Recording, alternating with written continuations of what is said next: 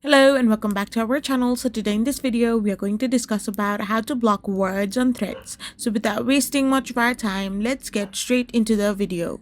So if you want to block words on threads, all you gotta do is simply tap open your threads. Once you are opening your thread, you have to go to your profile.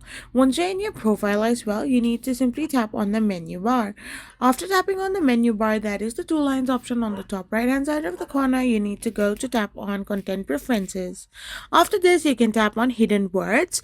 Once you're in the hidden words section, you can manage your custom hidden words and phrases. You can add, edit, or remove words in the section to hide, post, and replies from your feed. So you can add some custom filters according to your wish and tap on delete.